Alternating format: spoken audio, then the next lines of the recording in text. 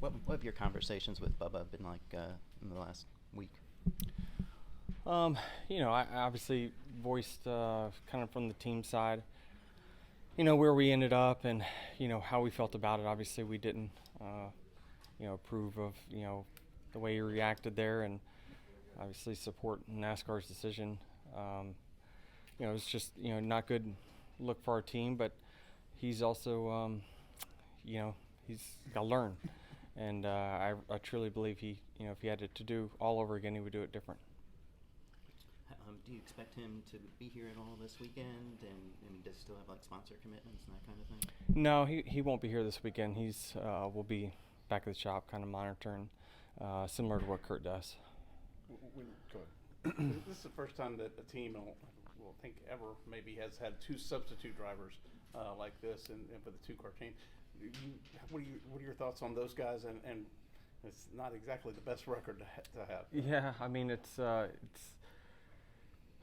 ownership.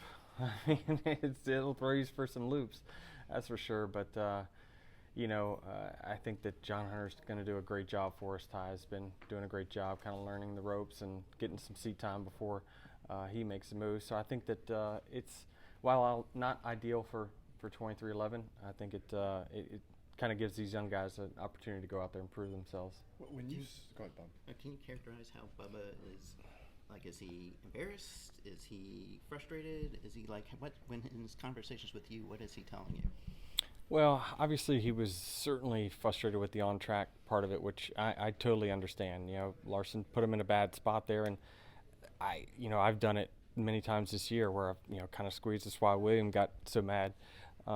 These cars coming off the corner just have a weird air buffer that you get someone to the inside of you, and it just kind of pushes your car up. So I understand why he's mad, certainly, but I think he understands the bigger picture, and I kind of explained to him, it's tough when you got a big M on your back, and you're walking down the infield. It's just a bad look for us, and so he understands that. And again, we've all done tough stuff in our career that has defined us, and it's kind of how do you return from it that will define him. But I think he's, what was a shame is that he's made such huge strides since Nashville and as a driver, and he's a perennial top 10 running guy now, and it's a shame because people aren't going to focus on how much better of a driver he's gotten through the year. They're going to focus on this one incident, this 1 millisecond in time that he made a bad decision, and so it'll just take some time for him to change that narrative. How is it for you, Denny, as a team owner, to kind of deal with the situation? Because you're racing, you're also a team owner, and like you said, during the course of a lot of people's careers, they've had something big like this they had to do. So how do you lead the team in this case? Well, I mean, certainly it's difficult because this is probably the first time second time I've had those conversations, with my drivers, and it's difficult because they could easily turn around and say, well, this is the pot calling the kettle black. But I understand, I've been doing it long enough to know that I'm not perfect, and I recognize when I make mistakes, and I try not to repeat them. But they got long careers ahead of them, and so I think that this will be a defining moment to where they really learn from it, and encourage everyone to judge what you see from this point forward. Putting on your driver's hat, if you will, are you okay with NASCAR issuing a suspension in this case for what they did? Yeah, I certainly think they drew a line in the sand as far as retaliation. I think we'll talk to them more about like how can they really make it defined on we've seen this in short track racing. I think we saw it in the trucks at IRP. We've seen this before, but is it the speed? Is it the track? Like, what is the determining factor? Is it because of the crash looked real bad? It's just it's just different in the scenarios. But I certainly when I got the call on it, I kind of expected it. But from the team standpoint, I appreciate NASCAR kind of leaving us out of it, because this is not a team issue. This was a driver issue. Is there any additional, lack of a better term, fallout for Bubba going forward after this, or is it just he's gonna be back next week and you move forward? And yeah, I don't think there will be any other fallout. We deal with it internally. above and beyond NASCAR, and so he understands where I stand, where the team stands, the values that we want to present on the racetrack, and he just didn't represent it that well last week. But in the grand scheme of things, we're very happy with his progress, and he knows he's still got some stuff to work on, when he gets out of the race car. What was MJ's reaction? Obviously disappointed, just like me. There's really no difference in his opinion and mine on it. So did you say did you guys fine him? Is that when you say you handled it internally? We're going to keep everything behind closed doors, but certainly we always handle things internally above and beyond what NASCAR does. And did you guys suffer any sponsor repercussions? No, our partners have been very good. They understand the sport's full of passion.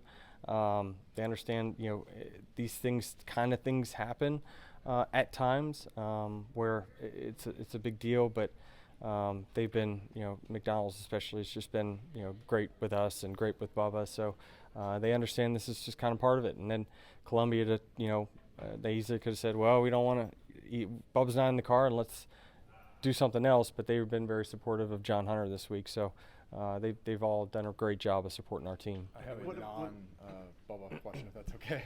Yeah. You mentioned the podcast this week with Danica. You and Ross got together for lunch a little bit. Can you elaborate on that a little bit? And what kind of came together and what you guys talked about? I won't elaborate too much on it, but I wanted to kind of give him the benefit of the doubt and kind of hear where he was coming from, and it was interesting to kind of hear his upbringing versus my upbringing and why we probably have different values on the racetrack than what we do, and so it was just good to hear that, which is why I was doubly pissed a few weeks later when he did it again in Atlanta. Okay. What about with Christopher Bell? Have you talked to him? Because you are, as an owner, as a racer, you're in a weird situation here. Yeah, certainly. I mean, it stinks for all the Toyota drivers that when they get caught up in something that is someone else is doing, but this is racing, and we oftentimes get. This is not like other sports. When your competition makes a mistake, you're liable to get caught up in it. So he understands that, but I think Bubba did a great job of reaching out to him and talking to him directly to apologize, and that was the right move. Is Ross still in your crosshairs going to Martinsville? The only thing crosshairs for me this weekend is a checker flag. We'll figure it out after that.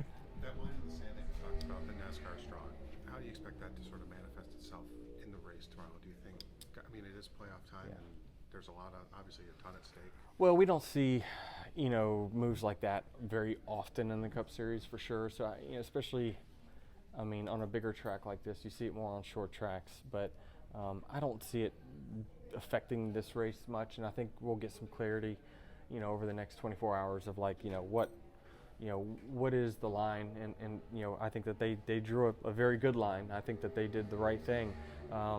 Can we be more consistent with that in the future, and what is the determining factor of crossing that line?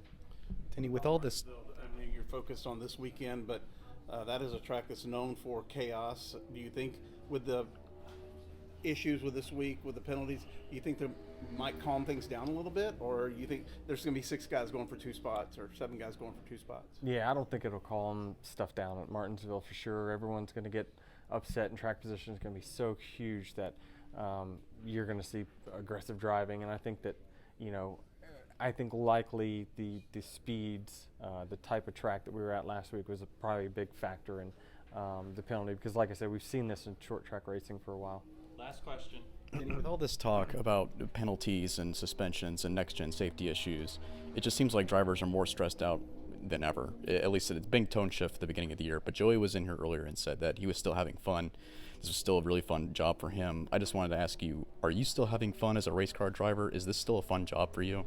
It is. I still love what I do. A lot of that love comes from knowing that I can win any given week. Things are always more fun when you are really competitive, and I bet Joey's having a ball right now for sure. So I'm very envious of his position.